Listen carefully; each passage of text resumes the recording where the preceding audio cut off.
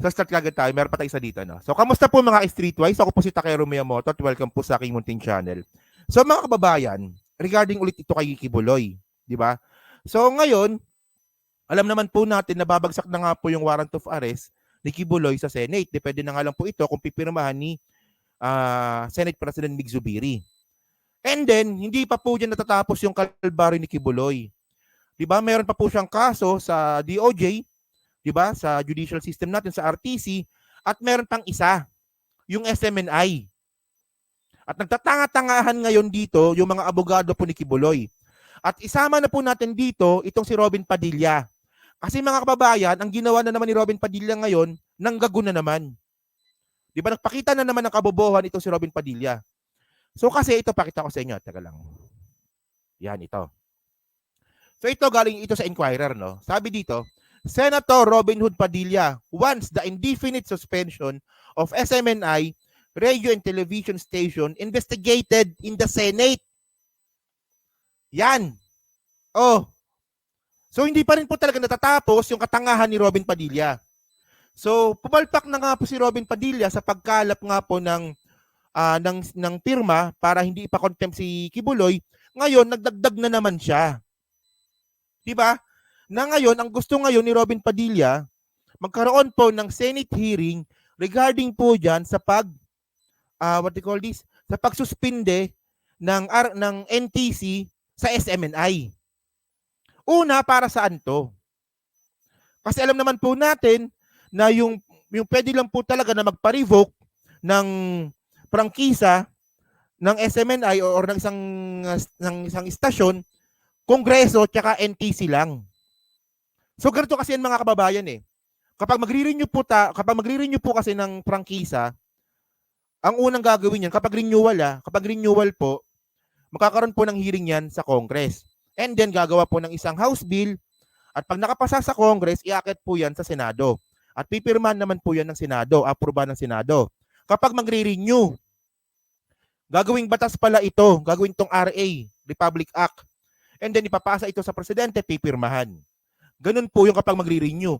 Pero kapag i-revoke naman pala mga kababayan, kapag i-revoke naman yung prangkisa, hindi na po ito dumadaan sa Senado. NTC at saka Kongreso lang po yung kailangan dito. So ang tanong dito, para saan itong gustong gawin ni Robin Padilla? Walang yan na yung mga kababayan. Kung may babalik ko lang sana yung mga panahon, putalagis na yan. Hindi ko talaga iboboto to. Diba? Sayang. Sobrang pagsisisi ko dito. Putalagis na yan. Tawagin nyo na akong tanga. Okay lang yan. Deserve ko matawag na tanga. Kasi binoto ko tong buhakan ng inang to. Ay Diyos ko, anong klase yan? Para saan yung Ang punto dito, para saan? Para saan yung Senate hearing? For aid of legislation pa rin ba to? So, mayroon pa palang kailangan baguhin. Pero mga kababayan, hindi yun ang point. Hindi yun ang point ni Robin Padilla. May inis po kayo dito kung bakit niya gumawa ng isang Senate hearing regarding dito. Hindi po ito for aid of legislation. Iba, hindi. Hindi talaga. Pakita ko sa inyo maya-maya lang, no? So, ito na pala yun. Ito na pala. So, ito po yung pinirmahan ni Robin Padilla kanina. So, March 11, 2024, ngayong araw lang to. So, ito yung resolution number 960. So, ang tanong dito, bakit si Robin Padilla? To be fair naman, may karapatan talaga si Robin Padilla na gumawa po ng isang hearing tungkol dito. Kasi nga po, si Robin Padilla po, siya po yung chairman ng Committee on Public Information and Mass Media. Unfortunately, siya yung chairperson dito. Kaya, unfortunately, may karapatan siyang gawin ito. So malinaw mga kababayan na power tripping ito. Ginamit ni Robin Padilla yung kapangyarihan niya bilang senador at bilang chairperson po ng committee po na to para mag-grandstanding pabor sa SMNI. Ayan ito yung ito yung committee ni Robin Padilla. Okay? Philippine Senate Committee on Public Information and Mass Media. So ito yung mga member nila. Putang na, si Amy Marcos nandito na naman. Diyos ko naman. Amy Marcos. Oh. So, chairperson si Robin Padilla. Tapos si Bong Revilla, vice chairperson, mga showbiz. Oh. Amy Marcos, showbiz din, pero hindi naman bagay sa mukha niya. Lito Lapid, showbiz. Tapos Francis Tolentino, showbiz daw. Tapos si Rapi Tulfo, showbiz talaga. Puro showbiz pala to, no? Rapi Tulfo, Bongo, Win Gatchalian. Win Gatchalian, hindi naman negosyante yan eh. Jingo Estrada, showbiz. JB Hercito, showbiz. Tapos yung mag-inang bilyar. And then, syempre, yung opposition, si Rizon Teberos. Yan. At least, may Rizon Teberos dito. At least may kasamang Rizon Teberos. So yan. Walang yung puro showbiz pala to. So ngayon, basahin ngayon natin tong memorandum ni memorandum ba tawag dito? Resolution pala. Itong resolution nga po ni Robin Padilla, no? So ito yung pinaka-dahilan ni Robin Padilla. Resolution directing the Senate Committee on Public Information and Mass Media to conduct an inquiry in aid of legislation pala, no? In aid of legislation on the indefinite suspension imposed by the National Telecommunications Commission on Sunshine Media Network International, SMNI. So, in aid of legislation daw, sabi ni Robin Padilla. Okay, sige. So, medyo may mga bullshit kasi dito na mga sinabi. So, basahin natin to Diba? Whereas SMNI, through its legal counsel, said that due process should be given to the network since there were disclaimers about the views and points of the host. He added that using disclaimers is an open practice to all media establishments and that no law states that using disclaimers is illegal. So, ayan na. Okay. So sa mismong resolution ni Robin Padilla, binabanggit ni Robin Padilla dito na yung sinabi daw po ni Ka Eric na gumastos daw po ng magkano yon? Magkano sinabi niya? 50 billion ba yon? O 2 billion? 2 billion, no? 2 billion daw po yung ginastos nga raw po ni Martin Romualdez mag-isa ay may disclaimer. So parang nagiging abogado na rin si Robin Padilla dito. Diba? So hindi, meron pa yan. Nakala nyo, meron pa yan, no? Okay? Sabi pa dito, whereas on December 19, 2000, so ito na yung, the NTC issued a show cause order against SSMC to explain in writing within 15 days from receipt why it should not be administratively sanctioned for allegedly violating the condition of its authority to comply with all the laws, rules, regulation of the land. Okay? So, totoo naman to. Na pinapasagot naman po kasi. Kasi mga kababayan, bago po kasi sinuspinde yung SMNI, pinapasagot muna sila ng NTC. Yun nga lang, hindi po sumagot yung SMNI. So, dahil nga po sa hindi sila sumagot, so kaya sila napatawan ng suspension. Ganun lang naman kasimple yun ni Robin Padilla. Ano bang problema nito? Hindi pa yan ito paano. Whereas, in addition to the show cause order, the NTC issued an order of suspension. So, ito yung suspension, no? So, indefinite suspension nung January 18. Pero may siya sinabi dito Saan ba yun? Okay, saan ba yun? Ito tayo Whereas, it must be noted that the general rule under... Ito pala yun. Ito yung pinaka-bullshit pala dito. Okay. Whereas, it must be noted the general rule under Section 16, RA number 11659. So, tandaan yung mga kababayan yung sinasabi ni Robin Padilla na RA 11659. Ito po yung prangkisa ng SMNI. Ayan yon. So, nabanggit niya dito. Okay. Indicates that the NTC has the power, among others, to suspend or revoke any certificate issued under the provision of this act whenever the holder thereof has violated or willingly and contumaciously refused to comply with any order, rule, regulations of the Commission or any provision of this act. So ngayon sinabi din naman ni Robin Padilla na pwede talaga at karapatan talaga ng NTC na magsuspende. And then, sabi dito, whereas a provision under the same section states that the NTC may suspend for a period not exceeding 30 days if such act is deemed by the Commission as necessary to avoid serious and irreparable damage or convenience to the public or private interest. So ngayon, ang nilalaban pala ni Robin Padilla dito, bakit naman daw po sobra-sobra yung pag-suspend sa SMNI? Bakit sumobra daw po ng 30 days? Sabi niya yan. And then, whereas the NTC, in its show cause and suspension order, ito yung malupit pala dito. Sa bandang baba. Di ba? Ito ayusin ko yung pagbabasa, no? Sabi dito, whereas the NTC, in its show cause and suspension order, failed to indicate the need to suspend the operations of the SMNI, much more express how this is necessary to avoid serious and irreparable damage or convenience to the public or private interest. So ngayon, malinaw na mga kababayan sa bandang baba kung ano talaga pinaglalaban ni Robin Padilla. Ang sinasabi ni Robin Padilla, hindi daw po nakapagbigay ng tamang dahilan yung NTC para isuspinde yung SMNI. So ito po yung sinasabi ni Mark Tolentino, yung abogado ng SMNI, na paano sila sasagot kung hindi naman nila alam yung violations. So ayan. Pero tanga ka ba? Tanga ka ba? Kasi mga kababayan, ito ngayon binanggit ni Robin Padilla itong Republic Act 11659. So puntahan natin yan. So tandaan natin mga kababayan na yung narrative ni Robin Padilla bago tayo mag-continue. So yung narrative ni Robin Padilla, kaya niya gusto magkaroon ng Senate hearing sa SMNI kasi sobra daw po yung pagsuspinde ng NTC sa SMNI. At saka, di ba, hindi daw po nagpakita ng tamang dahilan ang NTC para suspindin ng SMNI.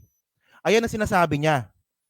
At ngayon, kung babalikan po natin yung sinasabi ni Robin Padilla na Republic Act 11659, ito yun. Yan, ito. Ngayon mga kababayan, ang sinasabi ni Robin Padilla dito, hindi daw po alam, di ba, ng SMNI kung ano yung violation at hindi niya rin daw po alam kung ano yung violation ng SMNI.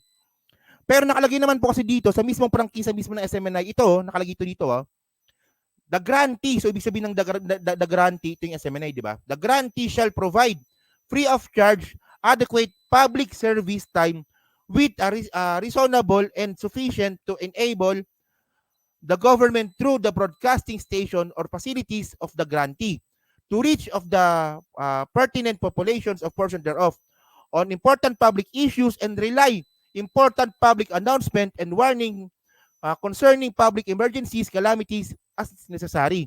Or so kasama ito sa prangkisa ng SMNI, no? Pero may nakalagay dito, ito. Ito nakalagay ito Ito yung isa sa mga vinayolate ng SMNI.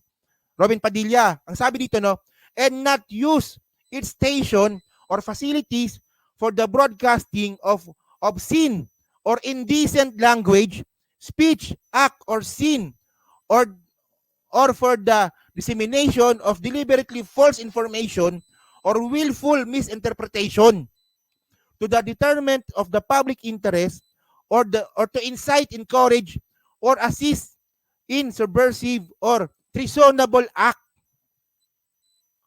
O ngayon mga kababayan, paglabag ba to ng SMNI o hindi? Naalala niyo mga kababayan, di ba? So ang sabi dito po, di ba? Hindi, ewan ko lang kung hindi alam ito ni Robin or nagtatanga-tangahan lang. Tandaan po natin mga kababayan na si Digong, meron siyang gikan para sa masa. Palagi po siya nagmumura doon. Naka-live yun, tapos palagi siya nagmumura. So, meron na ditong indecent language, speech, act, or scene. Paglabag yun, di ba? Paglabag yun, di ba? Wala na ko comment. Paglabag yun, di ba? Ito nakalagay yun dito sa mismong prangkisa ng SMNI yan, ha? Anong sinasabi ni Robin Padilla na walang paglabag? Kung bakit sinuspinde? Anong tawag mo dyan? Ay ba, napanood nyo ba yun? Di ba yung si Digo nagmumura doon sa gikan para sa masa. Tapos meron pang, ito pa no? Meron pa ditong, or for the dissemination of deliberately, sinasadya, deliberately false information, or willful misinterpretation. Ginawa ba ng SMNI yan o hindi? Anong ginawa ni Ka Eric? Di ba nagkalat siya nun.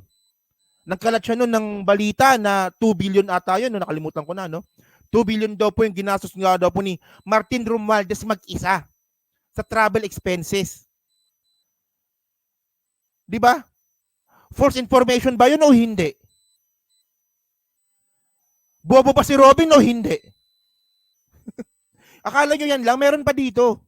Oh, tandaan nyo ito nakalagay ito mismo sa prangkisa mismo ng SMNI.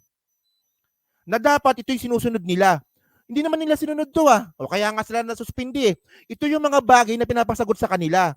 Yun nga lang, yung mga abogado po ng SMNI, nagtatanga-tangahan.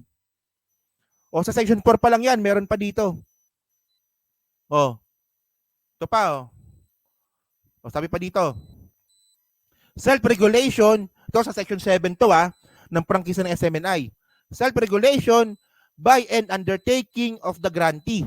The grantee shall not require any previous censorship of any speech, play, act, or scene, or other matter to be broadcast from its station, provided that the grantee during any broadcast shall cut off from the air of the speech, play, act, or scene, or other matter being broadcast if the tendency thereof is to purpose to incite treason, rebellion, or sedition, or the language used therein or the theme thereof is indecent or immoral, provided further that willful failure to do as shall constitute a valid cause for the cancellation of this franchise.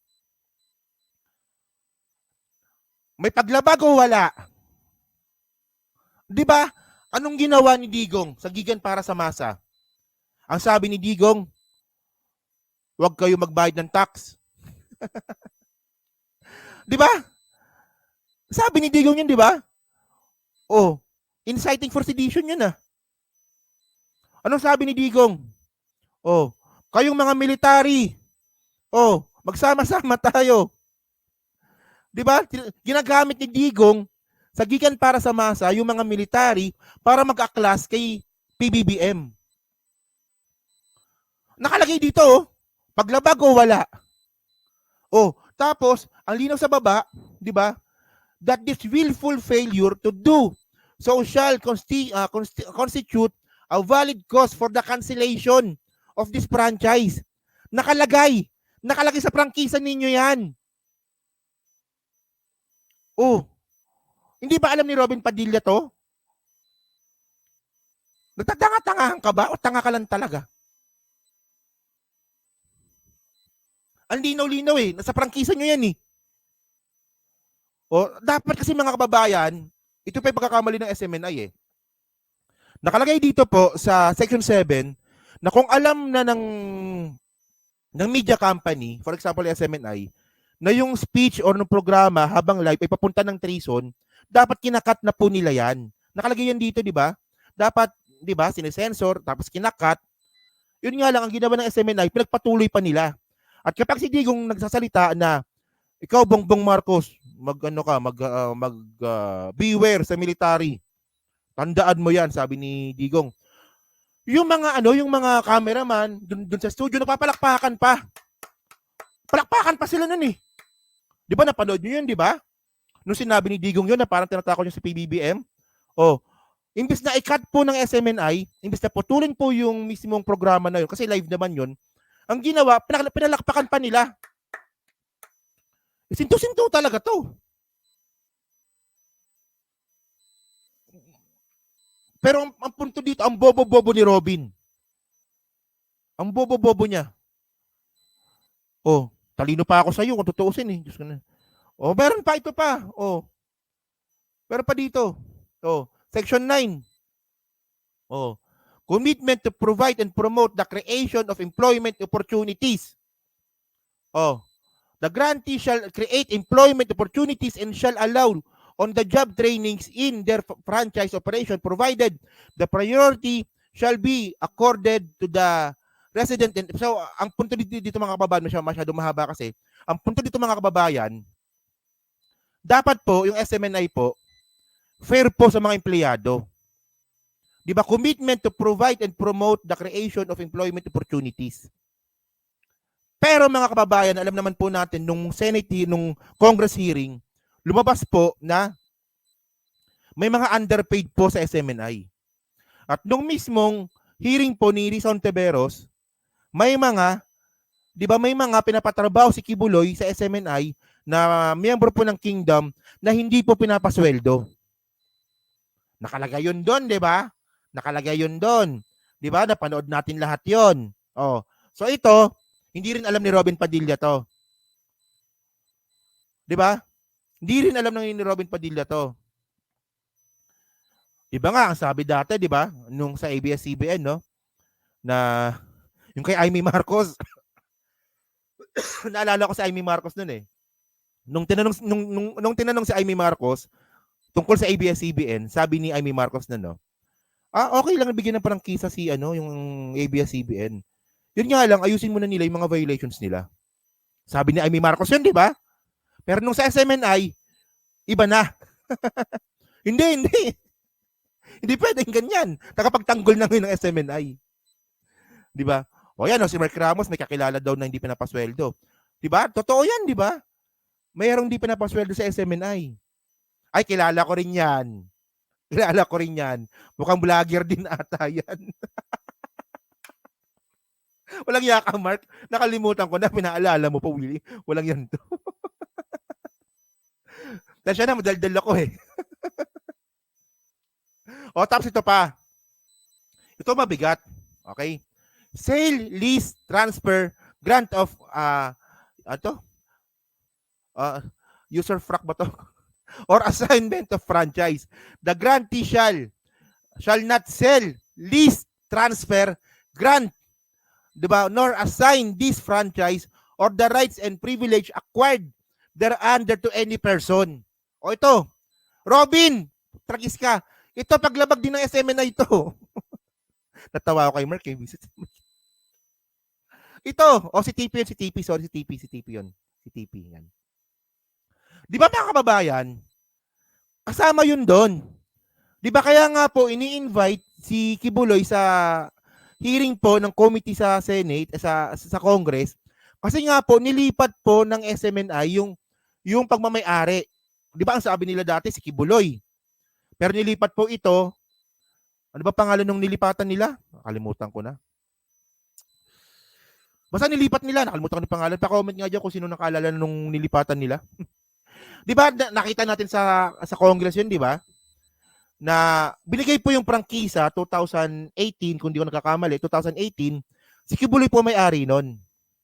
And then, ang sabi ng SMNI doon sa hearing, nilipat daw po nila.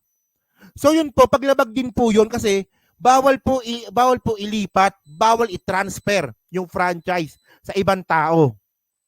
Paglabag din yun. Correct, Akobo. Si Akobo pala. Correct. Thank you. Si Akobo nga. O di ba? O kita nyo, alam nyo rin, di ba? O so paglabag din yun. So anong sinasabi ni Robin Padilla na hindi alam ng SMNI kung ano yung nilabag? Ito na nga, malinaw na nga dito, oh. Tanga-tangahan naman kasi. Pero ang punto dito mga kababayan, ang punto dito, walang kwenta yung hearing na gagawin ni Robin Padilla. Kasi walang kwenta talaga yun. Mag-grandstanding lang sila doon. Di ba? Yun, so napahaba yung content na to, no? So yun mga kababayan po, so dyan po sa Team Replays, ano masabi nyo nga po dito sa bagong pautot nga po ni Robin Padilla na gusto niya magkaroon ng hearing regarding nga po dyan sa SMNI. So kayo ba, pabor ba kayo dito sa Team Replays? So pa-comment lang po sa baba at binabasa ko pong lahat yan. At dyan po sa 978 po na nanonood. Yan, so sa hindi po nakakapag-like, palike na lang din po ng content na to para po makatulong po sa algorithms po ng video po na to. Yan. So maraming salamat po sa inyong lahat. Thank you po. Kita na lang ulit tayo sa susunod po na video. Okay.